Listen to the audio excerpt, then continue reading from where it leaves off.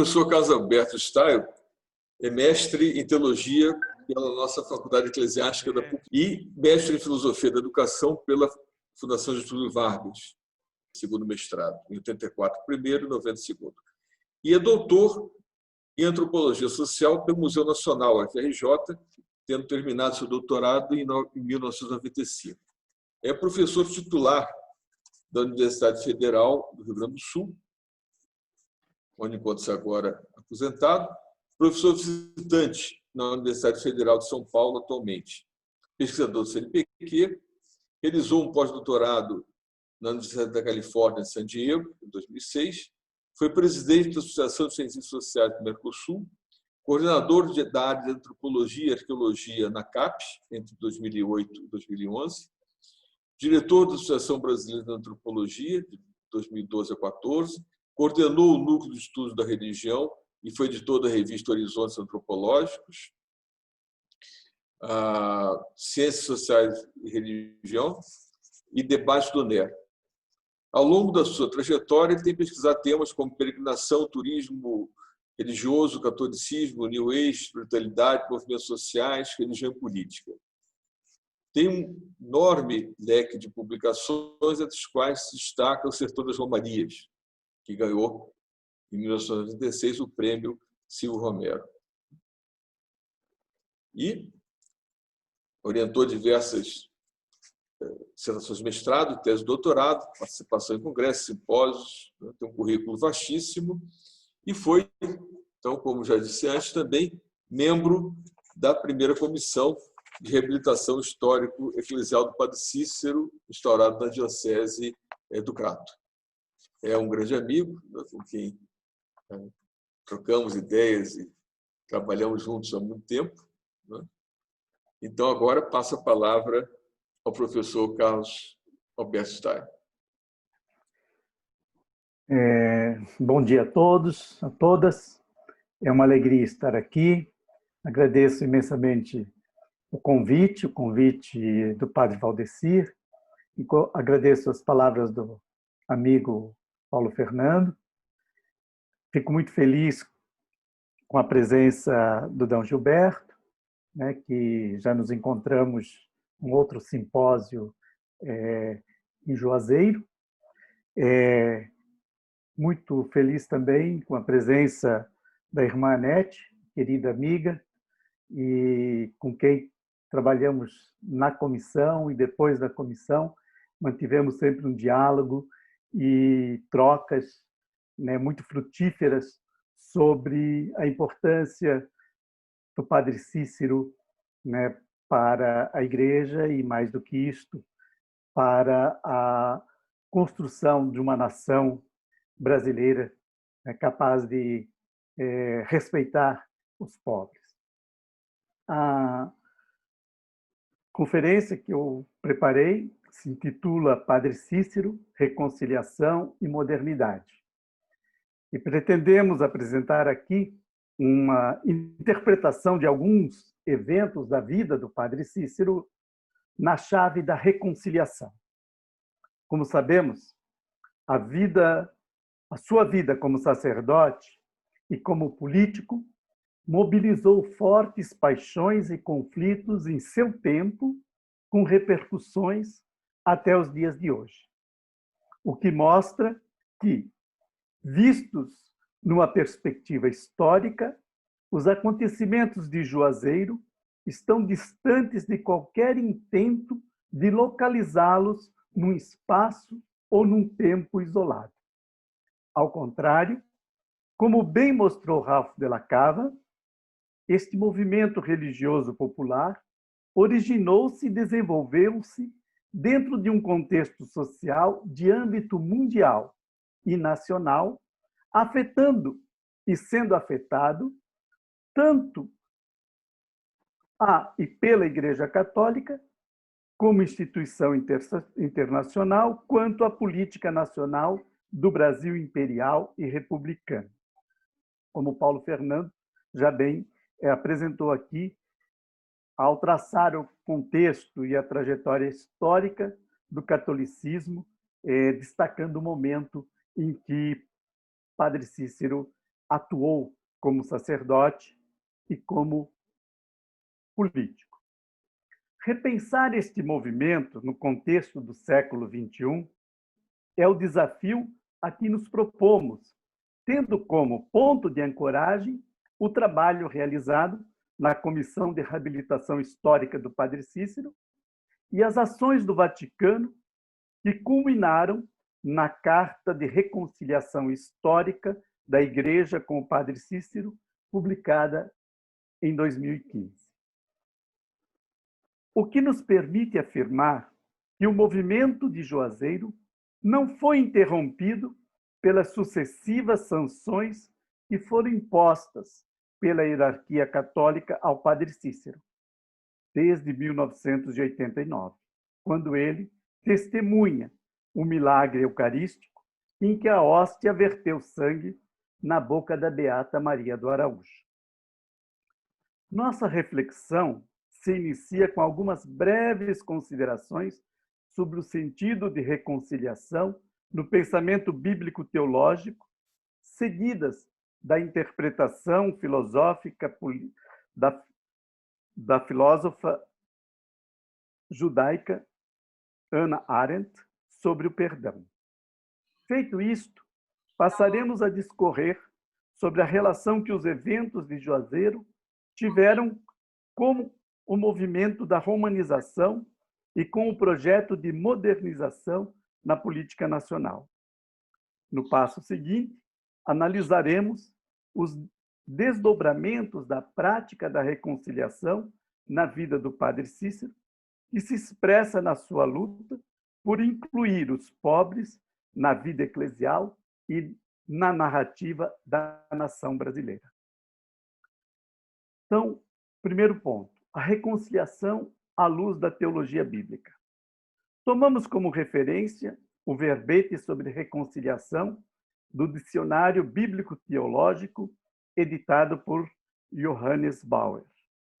Podemos afirmar que reconciliação pertence fundamentalmente à tradição neotestamentária, segundo Bauer. O Antigo Testamento não desenvolveu uma teologia da reconciliação. Seu solo de origem, portanto, é a vivência das primeiras comunidades cristãs, onde a reconciliação assume um caráter eminentemente escatológico. Os outros dois sentidos, que podem ser depreendidos da experiência dos primeiros cristãos, o eclesiológico e o antropológico, estão subordinados ao primeiro, ao escatológico. Disto decorre que a reconciliação, em qualquer nível em que ela aconteça, traz consigo a ideia de um fim iminente do mundo, ao mesmo tempo em que reitera o dogma da vinda de Cristo. Esta reflexão tem tudo a ver com o que D. Gilberto falou, da importância do horto como esse lugar da restauração da Nova Jerusalém para os romeiros de Juazeiro do Norte. Este sentido escatológico impregna a vida e a prática dos romeiros do Padre Cícero, para os quais o juízo final e a Nova Jerusalém deveriam se realizar em Juazeiro. E, extrapolando o contexto de Juazeiro, podemos afirmar que a reconciliação é o fio mestre na tessitura da cultura bíblico-católica que conforma o modo de habitar e o estilo de vida dos peregrinos do sertão. Observa-se, assim, uma linha de continuidade entre a escatologia bíblica e a visão de mundo dos sertanejos. Para ambas, a reconciliação se apresenta como um caminho aberto que engloba a vida e a morte num processo contínuo que envolve a pessoa em sua relação com os outros, humanos, vivos e mortos, e com o universo. A escatologia apresenta-se como uma linha de fuga que permite experimentar a vida como um processo sem fim. À luz da escatologia, aqueles que dizemos que morreram, que já não estão mais aqui, Jesus, Nossa Senhora, os santos, o próprio Padre Cícero, continuam vivos e presentes, estabelecendo uma conexão entre vivos e mortos. Esta breve reflexão sobre reconciliação vai nos ajudar a compreender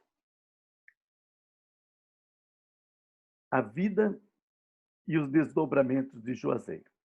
Segundo ponto, a reconciliação à luz da filosofia política de Hannah Arendt.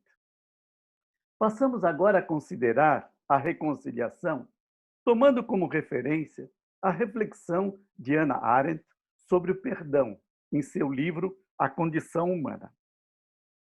Em consonância com o argumento teológico que desenvolvemos acima, a filósofa judaica afirma que o descobridor do papel do perdão na esfera dos negócios humanos foi Jesus de Nazaré. Fecha aspas.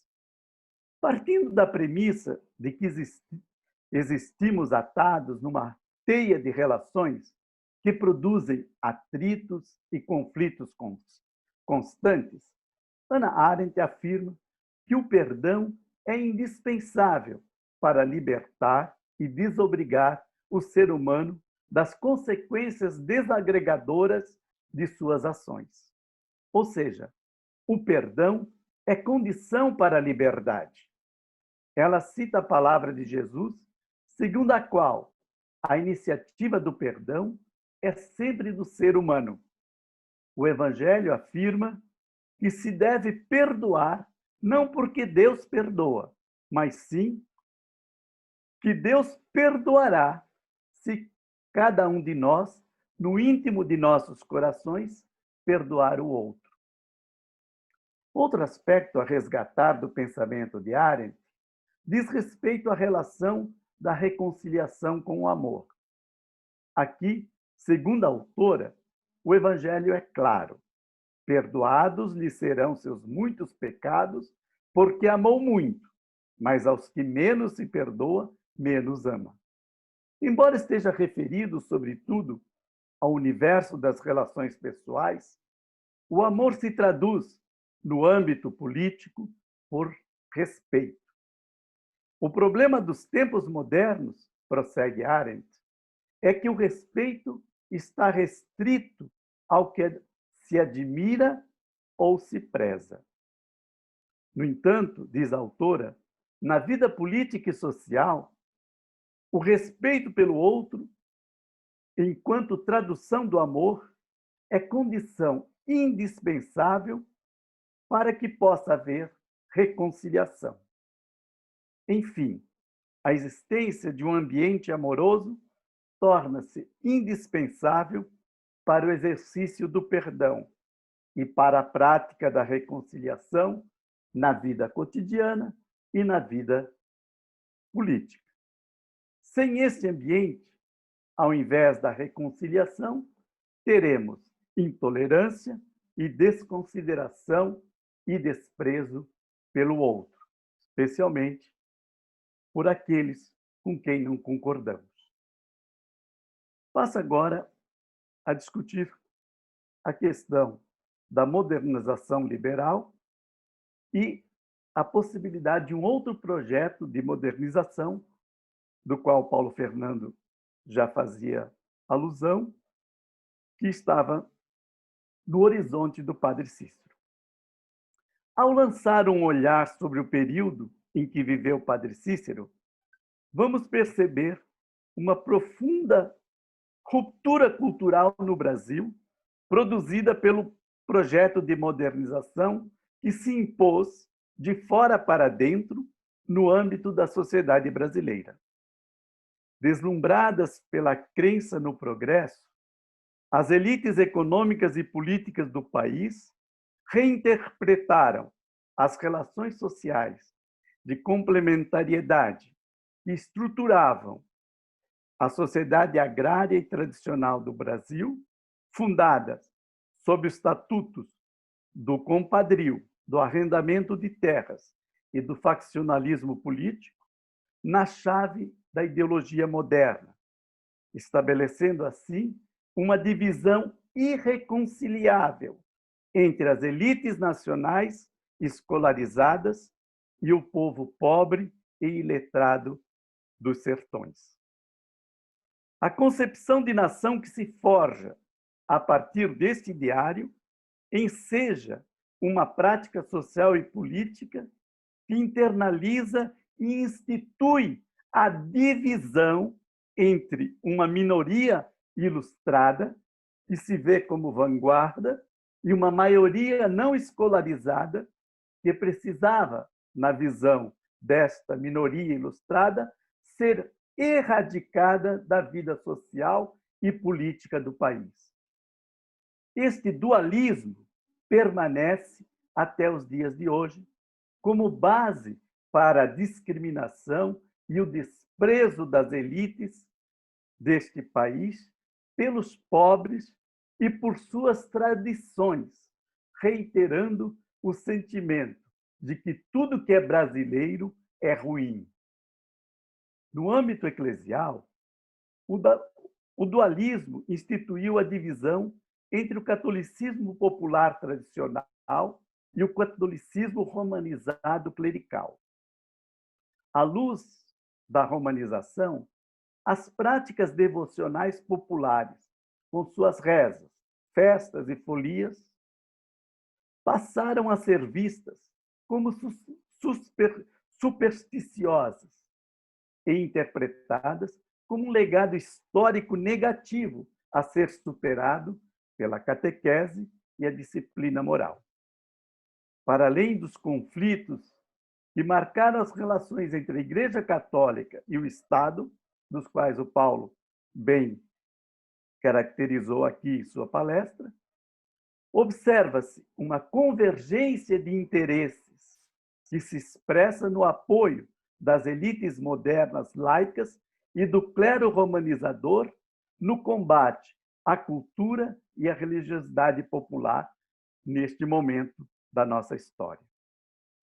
Na contramão do consenso em torno do projeto modernizador, permitam-me citar a voz dissonante de um antropólogo que viveu no Brasil, que se tornou o principal antropólogo do século XX, que escreveu uma resenha sobre os sertões de Euclides da Cunha, lembrado por D. Gilberto, na qual ele, Lévi-Strauss, conclama os intelectuais brasileiros a não recusarem, em nome da modernidade, aquilo que seria autêntico e estruturante da cultura brasileira. O grande mérito de Euclides da Cunha, segundo Lévi-Strauss, teria sido de trazer a elite brasileira de volta à realidade, em vez de tentar escapar do seu próprio destino nacional e simular sofisticação. Na sua avaliação, Euclides da Cunha teria se recusado a ser um aprendiz infantil dos mestres europeus e demonstrado que, para o Brasil existir, seus aspectos primitivos, seus pontos mais feios, deveriam ser aceitos para que deles, e não para deles se envergonhar, mas para deles se cuidar e amar com a maior paciência e compreensão. Fecho aspas, palavras de Lévi-Strauss. Segundo Lévi-Strauss, Euclides fez o que era preciso lembrar o povo brasileiro que as conquistas da modernização não são tão formidáveis e incontestáveis ao ponto que se possa esquecer, em vez de se orgulhar, daquelas fontes virgens da natureza e da humanidade, nas quais entre todas as nações, ele pode se fiar para a construção de um futuro melhor. Fecho aspas. A reconciliação com os pobres no sertão. Próximo ponto. O argumento que quero desenvolver aqui é que Padre Cícero jamais se envergonhou da cultura popular dos pobres do sertão, mas, ao contrário, nela esteve inserido de uma forma plena para cuidar e amar aqueles que eram desprezados pelos intelectuais e pelo clero reformador. O que o distinguia dos intelectuais liberais e do clero reformador era sua inconteste convicção de que tanto o projeto político quanto o eclesial deveriam incluir a participação dos pobres. Ou seja, qualquer projeto de modernização ou reforma religiosa deveria partir da realidade do povo e ser tecido com os fios da sua cultura e da sua religiosidade. Sua atitude diante da modernidade e da reforma do catolicismo não era de uma recusa dos benefícios que elas trariam para o país e para a Igreja Católica, mas sim de uma crítica aos projetos que estavam sendo forjados de nação e de igreja, que excluíam o povo com sua cultura e seu catolicismo popular. E isto é atual até hoje, gente. Nós vivemos diante de dois projetos. Um que despreza o povo brasileiro, a cultura popular, olhando para fora, e outro que tenta, a duras penas, construir uma alternativa para a nação a partir e com os pobres.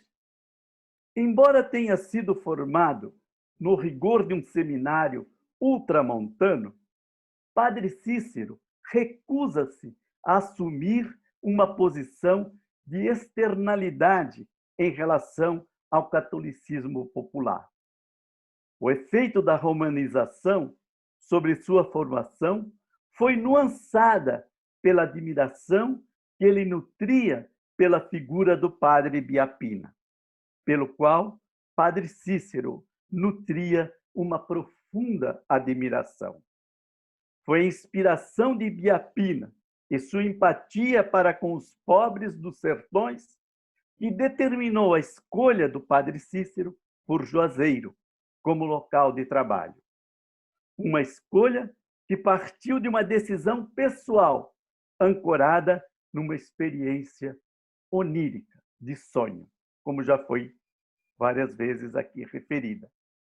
O relato do sonho que respaldou sua escolha, narrado e repetido muitas vezes pelo próprio Padre Cícero, é uma peça fundamental para se entender sua posição como mediador entre o catolicismo tradicional do povo do sertão, ao qual ele se sente ligado por suas raízes e origem familiar, e o catolicismo institucional e clerical, ao qual e no qual ele foi formado. Vamos ao relato. Esse relato eu retirei do livro de Ralph de la Cava, que é, sem dúvida, na minha opinião, historiador que melhor trabalhou este período, né, e a vida do Padre Cícero. Certa vez, ao entardecer de um exaustivo dia, após ter passado horas a fio a confessar os homens do arraial, Padre Cícero atravessou pesadamente o pátio da capela em direção ao prédio da pequena escola onde estava provisoriamente alojado. Aí, no quarto contíguo à sala de aulas, caiu no sono e a visão fatal se revelou. 13 homens em vestes bíblicas entraram na escola e sentaram-se em volta da mesa do professor, numa disposição que lembrava a última ceia de Leonardo da Vinci. O padre sonhou, então, que acordava e levantava-se para espiar os visitantes sagrados sem que estes o vissem. Nesse momento, os 12 apóstolos viraram-se para olhar o Mestre. No momento em que o Cristo imaginário se levantava para dirigir a palavra a seus apóstolos, um bando de camponeses miseráveis entrou na escola. Davam a impressão de serem de muito longe, de todos os recantos, dos sertões nordestinos. Naquele momento, Cristo apontou para os pobres e, voltando-se inesperadamente para o jovem sacerdote estarrecido, ordenou: "E você, Padre Cícero, tome conta deles." Com esta ordem, contou Padre Cícero, anos depois, acordei e não vi mais nada, mas pensei um pouco e decidi, mesmo errado, a obedecer. Meses depois, naquele mesmo ano, Padre Cícero juntou os poucos bens que tinha no Crato e mudou-se para Juazeiro, trazendo sua mãe e suas 2 irmãs solteironas. Instalou-se numa pequena casa coberta de palha, de frente à capela de Nossa Senhora das Dores, e começou sua vida de sacerdócio entre os pobres que lhe haviam sido confiados no sonho predestinado. Fecha aspas. Padre Cícero expressa neste sonho, sob forma alegórica, como é próprio da linguagem onírica, sua decisão de trilhar o seu próprio caminho pastoral de inserção junto aos pobres do sertão. Esta decisão, no entanto, não é repentina, como ele mesmo relata. Noutros testemunhos sobre sua missão em Juazeiro, esta missão havia sido amadurecida ao longo de toda a sua formação presbiteral.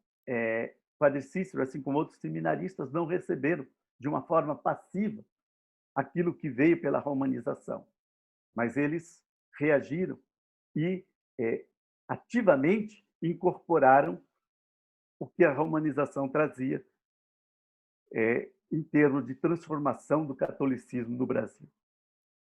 O recurso à linguagem onírica para legitimar decisões não é estranho à experiência da vida cotidiana.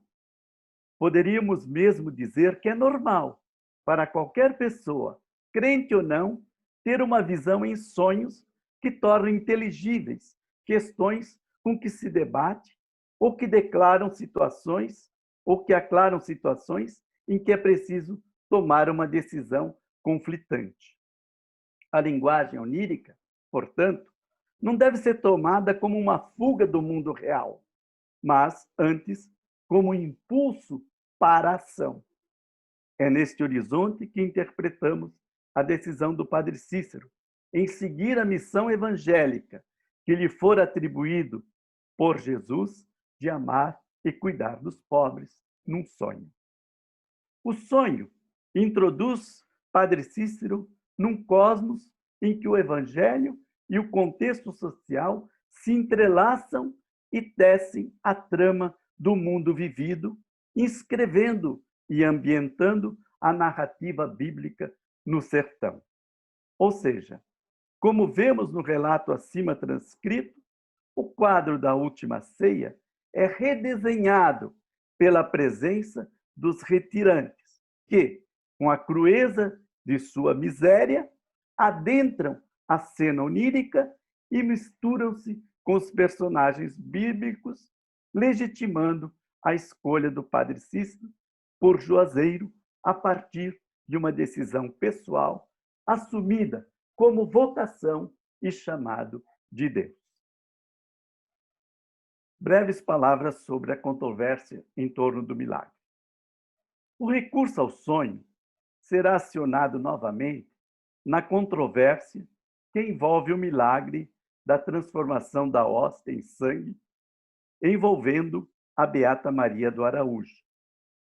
Sem entrar nas disputas teológicas e eclesiásticas, do longo processo que o milagre desencadeou, detalhadamente analisado por Ralph de la Cava, nosso intuito aqui é apenas o de assinalar a atitude de reconciliação do padre Cícero diante da intransigência do bispo em exigir a retratação dele e do clero em relação ao milagre.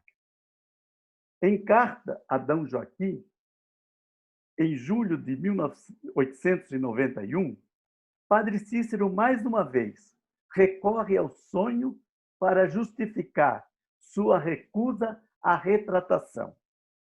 Sobre esse episódio, escreve de la Cava.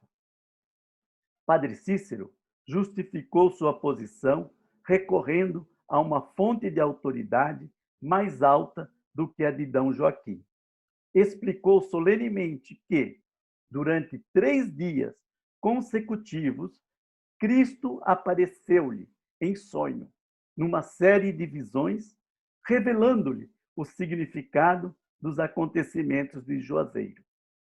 À vista de testemunhos desta ordem, perguntava padre Cícero, poderia eu deixar de acreditar e de afirmar que o sangue manifesto aqui nas sagradas formas é o sangue de Jesus Cristo? Um olhar retrospectivo para os conflitos que ocorreram no Juazeiro, no período, permite-nos perceber que a intransigência da hierarquia eclesiástica em relação ao padre Cícero era, na verdade, a outra face da sua intransigência em relação à cultura católica popular. Os reformadores viam-se, neste momento, como portadores de uma verdade elaborada nos círculos hierárquicos do poder, para os quais a experiência e a prática de 400 anos de catolicismo no Novo Mundo não tinham a menor relevância. A reforma que eles propõem desconsiderava qualquer valor eclesial às crenças, devoções e práticas do catolicismo popular. Ou seja, não havia lugar para mediadores neste momento entre a instituição, vista como única depositária da verdade evangélica, e o catolicismo que era vivido nos sertões brasileiros. Padre Cícero ousou, neste momento de intransigência, de extrema intransigência, a se colocar como mediador entre esses dois mundos, entre essas duas esferas, a dos intelectuais e reformadores, ilustrados, e a do povo pobre e oprimido. E ele pagou muito caro por ousar não ser um rebelde, mas sim um mediador. Não havia lugar para mediadores nesse contexto. Os intelectuais e a reconciliação. A mesma externalidade que observamos no clero em relação ao catolicismo popular, vamos encontrar nos intelectuais liberais em relação à cultura popular. Estes também situam-se do lado de fora da cultura popular, como observadores, demarcando os limites entre o sistema tradicional e outro moderno adveniente. Este modo de proceder assumido em nome da ciência está na origem da divisão dualista do país, a ideia de 2 Brasis, que se confrontam, torna-se recorrente no discurso dos intelectuais liberais. Para demonstrar esta premissa, sigo a sugestão de um orientando meu, que escreveu uma tese brilhante sobre padre Cícero, Antônio Braga, de revisitar o texto do educador paulista Manuel Lourenço Filho, no livro Juazeiro do Padre Cícero, Cenas e Quadros do Fanatismo no Nordeste. A referência a esse texto permite-nos estabelecer um paralelo entre dois personagens centrais da primeira metade do século XX, que foram posicionados de uma forma emblemática em campos de forças opostos. Como Braga nos lembra, Lourenço Filho representava o principal grupo de intelectuais da época, que escrevia em jornais e difundia na opinião pública o projeto moderno liberal de reformas na educação e na cultura, vistas como indispensáveis para essas reformas, para a superação do atraso histórico do país e a modernização da sociedade. Nesses mesmos artigos e textos, Padre Cícero era retratado como mais um líder fanático de incultos, mais um líder de fanáticos e incultos, com Antônio Conselheiro, José Maria, incultos que resistia ao projeto modernizador.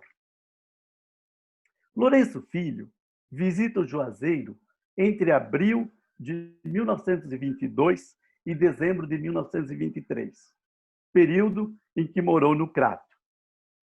A visita foi motivada pela resistência de Padre Cícero ao recenseamento das crianças de 6 a 12 anos que a Diretoria de Instrução Pública do governo do Ceará, aquilo que nós chamaríamos a Secretaria de Educação, e Lourenço Filho era o secretário da Educação no período, pretendia realizar.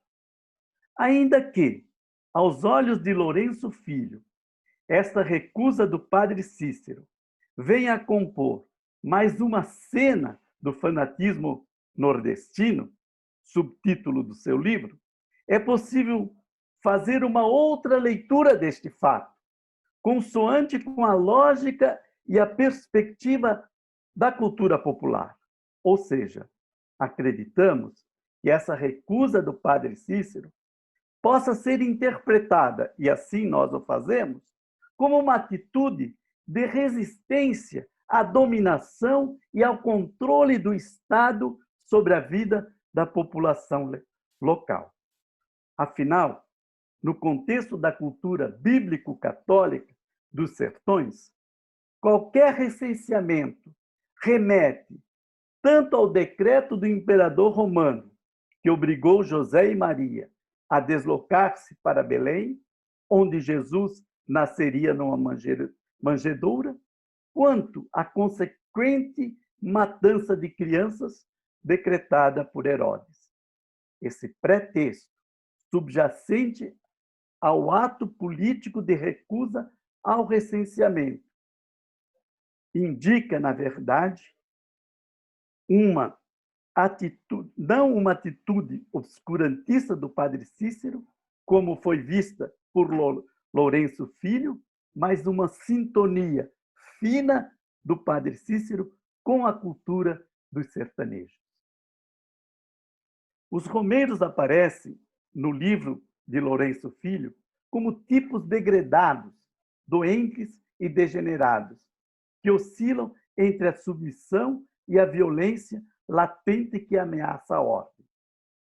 O seu estilo produz o sertanejo como um outro, cujo destino é o de ser absorvido numa nova ordem social e política que deverá emergir da purificação da cultura.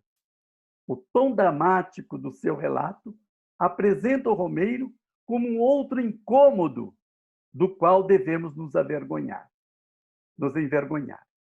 Talvez pudéssemos aplicar a Lourenço Filho a crítica que Lévi-Strauss fez aos intelectuais brasileiros que, deslumbrados com as conquistas da civilização industrial, estariam apenas simulando sofisticação para escapar do seu próprio destino nacional. É importante reter aqui que, embora se posicione a favor da laicidade e da liberdade religiosa, o discurso moral que os intelectuais acionam em nome do Estado torna-se um instrumento de regulação do religioso, que acaba por negar o direito de expressão às formas tradicionais de religiosidade, especialmente as religiões afrodescendentes.